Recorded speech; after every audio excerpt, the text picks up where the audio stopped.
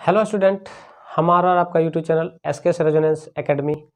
आज का डिस्कशन है क्लास 12 का सेकंड टर्म का जो जैक बोर्ड ने जारी किया है मॉडल पेपर, उसका डिस्कशन करने जा रहे हैं।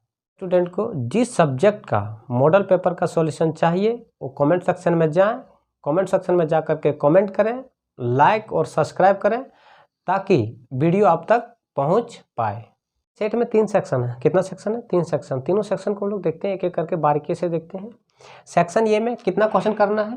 7 क्वेश्चन में, टोटल 7 क्वेश्चन में 5 क्वेश्चन करना है। कितना क्वेश्चन और कितना मार्क्स का पूछा जाएगा? एवरी क्वेश्चन 2 मार्क्स का।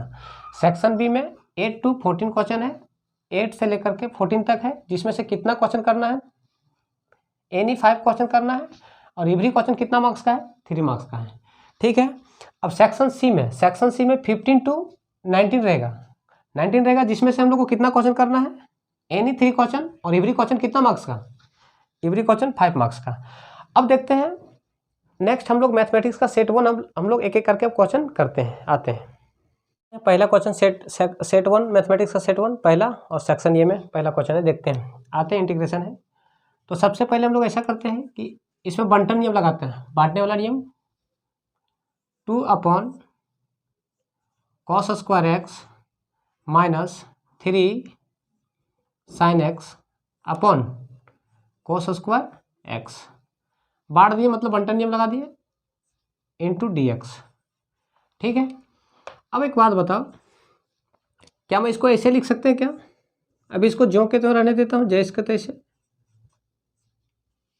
3 sin x अपॉन cos² है, तो क्या मैं cos² को अलग अलग लिख सकते हैं क्या? हाँ या ना? जैसे cos इंटू cos होगा तो cos² रहेगा, कोई दिक्कत है नहीं, मैथमेटिक्स है। अब एक बात बताओ, 2 बगल में लिख दे रहा हूँ फार्मूला। फार्मूला क्या है कि 1/cos को हम लोग 10th में पढ़े होंगे। 1/cos को क्या लिख सकते हैं? sec x लिख सकते हैं, ये बेसिक फंडामेंटल है। तो इसको क्या cos² को हम लोग क्या लिख सकते हैं? sec² लिख सकते हैं क्या? ठीक है। 3 को 3 लिख दो, sin/cos, sin/cos, sin x upon cos x क्या लिख सकते हैं? 10x, 10x लिख सकते हैं। तो ठीक है, sin/cos को क्या लिख सकते हैं? 10x लिख सकते हैं। और 1/cos को हम लोग क्या लिख सकते हैं? sec लिख सकते हैं, dx। ठीक है। अब एक बात बताओ, sec² x का इंटीग्रेशन जानता है? sec² x का इंटीग्रेशन क्या होता है? 10x होता है। क्या होता है? 10x होता है। और ये भी जानता होगा, sec x इंटू 10x का integration, sec x into 10x का integration, sec x into 10x का क्या होता है? sec x होता है। तो देखो बगल में लिख दिया फार्मूला, sec² का इंटीग्रेशन क्या? 10x, तो 2 को 2 रहने दो। ठीक है। sec² का 10x माइनस 3 को 3 लिख दो। अब एक बात बताओ, sec x into 10x, sec x into 10x क्या लिख सकते हैं? sec x लिख सकते हैं क्या? sec x प्लस c, ये हम लोग को क्या हो जाएगा? Final answer. नेक्स्ट क्वेश्चन देखते हैं, क्या है नेक्स्ट क्वेश्चन? बोल रहा है find the order and degree of the following differential equation. तो देखो ऑर्डर और डिग्री निकालने के लिए टेंशन नहीं लेना है, मैं एक छोटा सा लाइन बोलूंगा, वो लाइन पे ध्यान रखना है। क्या है छोटा सा लाइन? छोटा सा ये लाइन है कि जो मैक्सिमम बार डिफरेंशिएशन होगा, डिफरेंशिएशन मैक्सिमम बार डिफरेंशिएशन, ध्यान से। तो ये देखो एक बार डिफरेंशिएशन हुआ, dy/dx मतलब एक बार डिफरेंशिएशन हुआ, जबकि ये 2 बार हुआ है। इसका मतलब हमने बोला छोटा सा लाइन ऑर्डर और डिग्री निकालने के लिए, तो पहले ऑर्डर पता करो, डिग्री अपने आप पता चल जाएगा।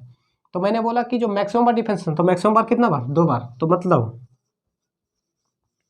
ऑर्डर कितना? 2। अब ऑर्डर जब पता चल गया तो हम लोग को डिग्री भी पता चल जाएगा। बताओ कैसे? उसी के ऊपर, उसी के जस्ट ऊपर चढ़ जाओ, उसी के जस्ट ऊपर पावर में चढ़ जाओ। पावर में चढ़ गया कि तो कुछ नहीं है, मतलब कितना है? 1 है, और 1 है मतलब हमें तो पता चल गया, डिग्री भी पता चल गया।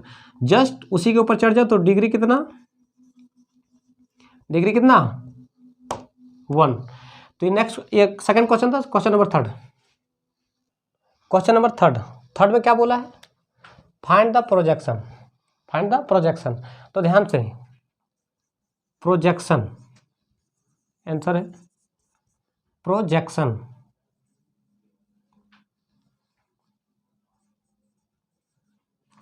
प्रोजेक्शन किस पे पूछा है, देखना ध्यान से। प्रोजेक्शन पूछा है किसका किसका, ये वन पे ध्यान रखना, ये वन बी।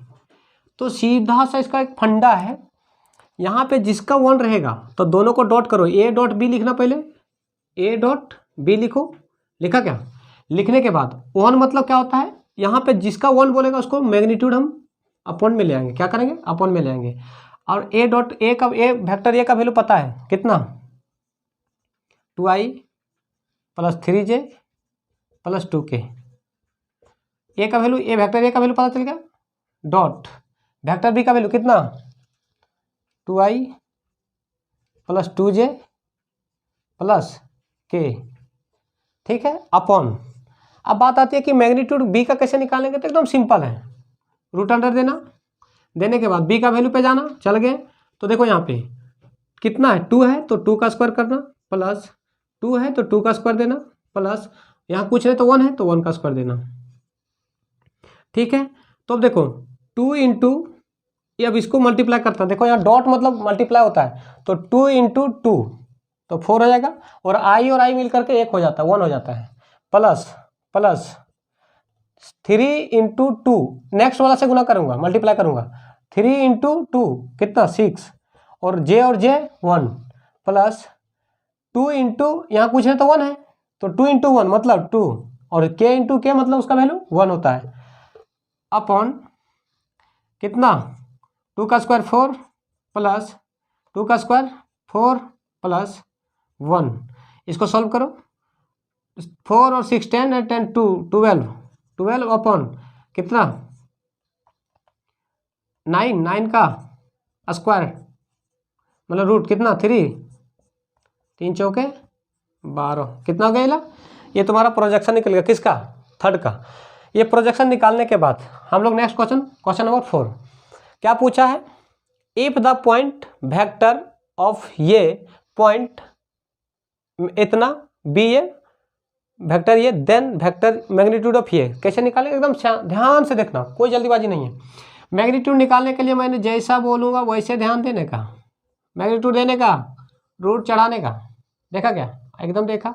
यहाँ कितना है, 3 है तो 3 का स्क्वायर लिखना, प्लस ब्रैकेट देना, -2 को इज्जत से लिखना, और 2 का स्क्वायर दे देना, कितना 2 का स्क्वायर, प्लस कितना, यहाँ से कितना है 6 है ना, तो 6 का स्क्वायर कर दो।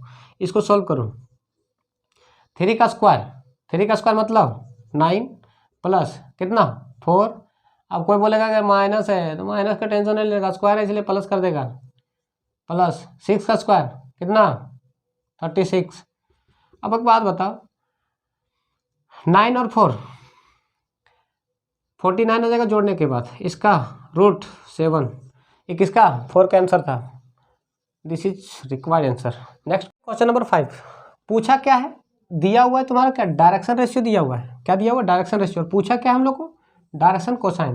तो डायरेक्शन कोसाइन निकालने के लिए देखो कोई फार्मूला नहीं ध्यान रखना, लेकिन हमको बताना पड़ेगा कैसे ध्यान रखना है। तो मान लो कि एल बराबर एक फार्मूला होता है, अब वो नहीं पता तो भैया पढ़ के रखा होगा, एल बराबर ए अपॉन रूट अंडर ए का स्क्वायर प्लस बी का स्क्वायर प्लस सी का स्क्वायर।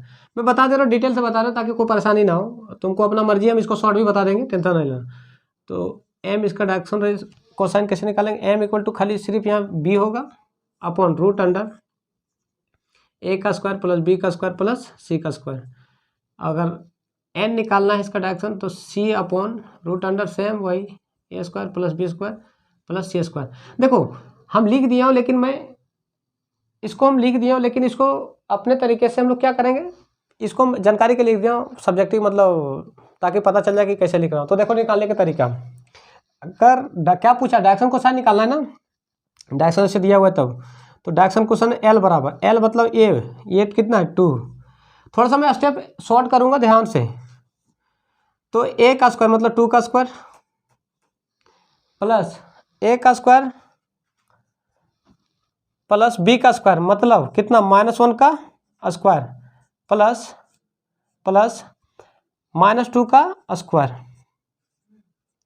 कॉमा ये तो लिखा गया, बी का दिखेगा, बी मतलब -1 अपॉन कितना रूट अंडर, सेम उसी तरह 2 का स्क्वायर अब प्लस -1 का स्क्वायर प्लस -2 का स्क्वायर, एक कौन निकल गया, एल, यहाँ भी दिखा देता हूँ एम, और यहाँ पे एन।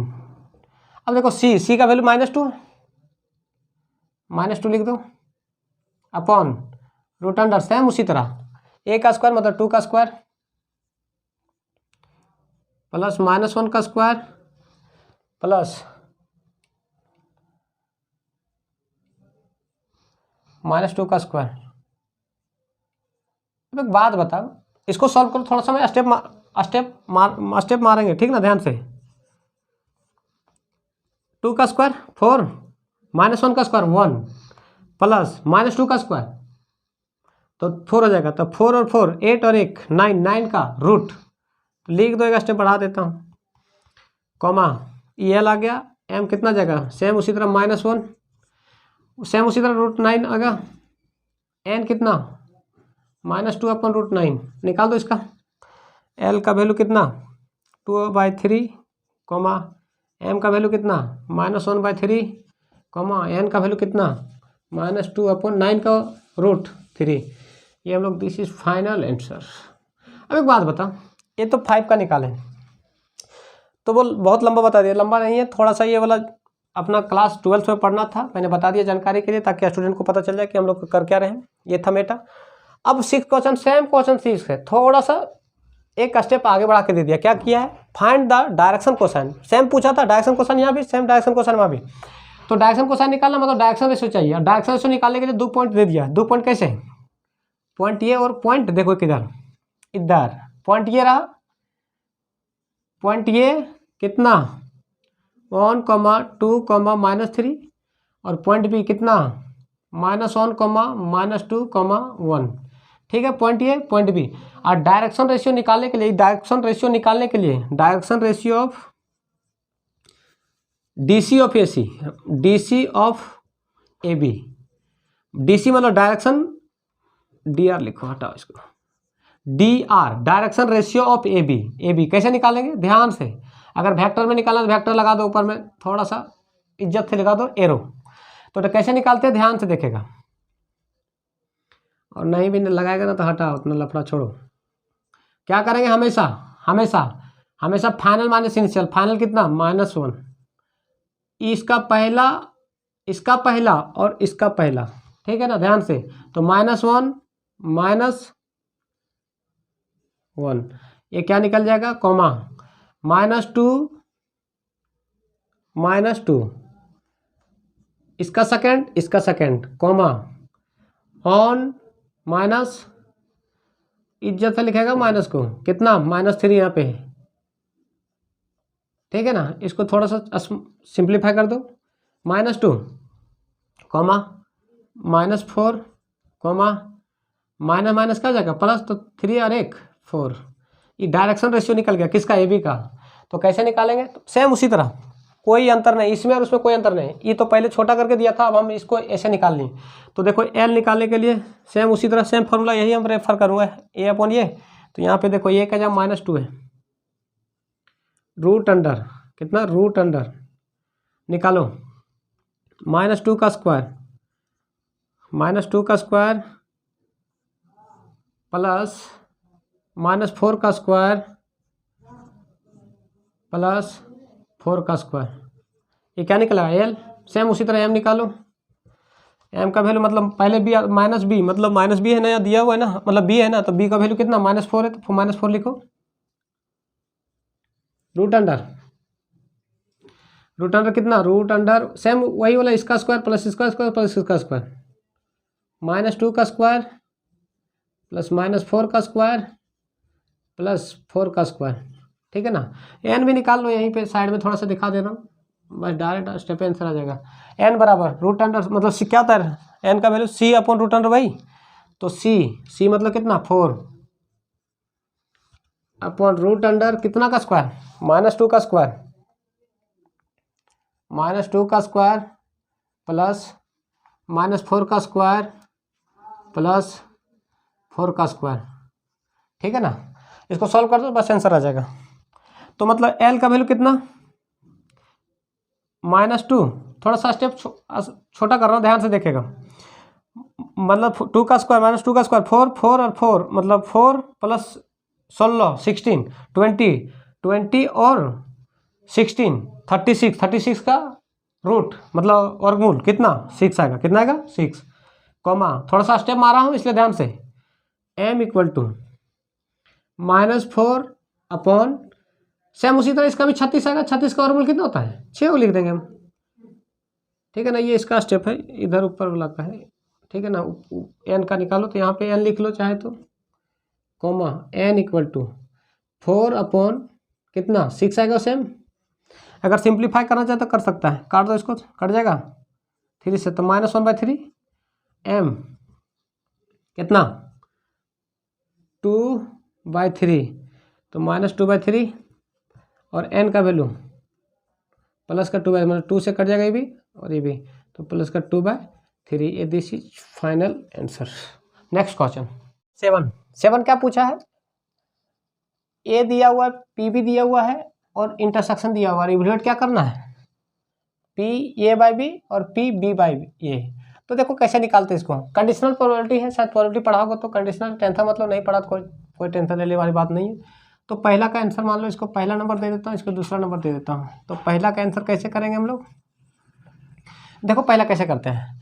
तो पूछा क्या है पहला में, P by B equal to, P by निकालने के लिए देखो सिंपल उपाय, इसको एक फार्मूला होता है, P दोनों को इंटरसेक्शन लो, P ये इंटरसेक्शन ये इंटरसेक्शन B अपॉन, ध्यान से देखना, या क्या है B है ना, उसको अपॉन में रख दो, क्या रख दो अपॉन में। अब ध्यान से देखो इसका वैल्यू दिया हुआ है, इसका वैल्यू कहीं ना कहीं दिया है, इधर रहा कितना 4/30 अपॉन PB का वैल्यू दिया है 9/30, 30 से 30 मर गया तो मरने के बाद क्या बचेगा तुम्हारा, ध्यान से देखेगा 4/9, कितना बचेगा 4/9। ये पहला का आंसर आ गया हम लोगों को। सेकंड का आंसर, सेकंड का क्या पूछा है, पी ए, सेम उसी तरह, पहले फॉर्मूला लगाने का तरीका, दोनों का इंटरसेक्शन, पहले बी आ जाएगा, क्या दिक्कत है, पहले बी आ जाएगा फिर बाद में आएगा इंटरसेक्शन, और नीचे क्या ये है ना तो उसका ए से डिवाइड कर देंगे। ये फॉर्मूला रटना नहीं है, कोई टेंशन वाली बात नहीं है, रटेंगे बैठ करके। तो देखो इसका वैल्यू दिया है, ई पहले लिखे या ऐसे दे दे या ऐसे दे दे, बात एक ही है,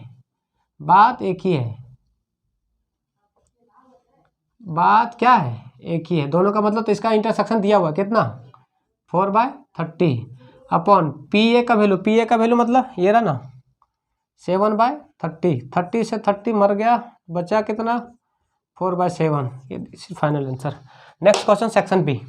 7 क्या पूछा है, ए दिया हुआ है, पी भी दिया हुआ है और इंटरसेक्शन दिया हुआ है, इवैल्यूएट क्या करना है, पी ए बाई बी और पी बी बाई ए। तो देखो कैसे निकालते हैं इसको, कंडीशनल प्रोबेबिलिटी है, शायद प्रोबेबिलिटी पढ़ाओगे तो कंडीशनल, टेंथ मतलब नहीं पढ़ा तो कोई टेंशन लेने वाली बात नहीं है। तो पहला का आंसर मान लो, इसको पहला नंबर दे देता हूँ, इसको दूसरा नंबर दे देता हूँ। तो पहला का आंसर कैसे करेंगे हम लोग, देखो पहला कैसे करते हैं। तो पूछा क्या है पहला में, P by B equal to, P by निकालने के लिए देखो सिंपल उपाय, इसको एक फार्मूला होता है, P दोनों को इंटरसेक्शन लो, P ये इंटरसेक्शन ये इंटरसेक्शन B अपॉन, ध्यान से देखना, या क्या है B है ना उसको अपॉन में रख दो, क्या रख दो अपॉन में। अब ध्यान से देखो इसका वैल्यू दिया हुआ है, इसका वैल्यू कहीं ना कहीं दिया है, इधर रहा कितना 4/30 अपॉन PB का वैल्यू दिया है 9/30, 30 से 30 मर गया तो मरने के बाद क्या बचेगा तुम्हारा, ध्यान से देखेगा 4/9, कितना बचेगा 4/9। ये पहला का आंसर आ गया हम लोगों को। सेकंड का आंसर, सेकंड का क्या पूछा है, पी ए, सेम उसी तरह, पहले फॉर्मूला लगाने का तरीका, दोनों का इंटरसेक्शन, पहले बी आ जाएगा, क्या दिक्कत है, पहले बी आ जाएगा, फिर बाद में आएगा इंटरसेक्शन, और नीचे क्या ये है ना, तो उसका ए से डिवाइड कर देंगे। ये फॉर्मूला रटना नहीं है, कोई टेंशन वाली बात नहीं है, रटेंगे बैठ करके। तो देखो इसका वैल्यू दिया है, ई पहले लिखे या ऐसे दे दे या ऐसे दे दे, बात एक ही है, बात एक ही है, बात क्या है, एक ही है दोनों का मतलब। तो इसका इंटरसेक्शन दिया हुआ कितना, 4/30 अपॉन पी ए का वैल्यू, पी ए का वैल्यू मतलब ये रहा ना 7/30, 30 से 30 मर गया, बचा कितना 4/7। ये final answer. Next question section B.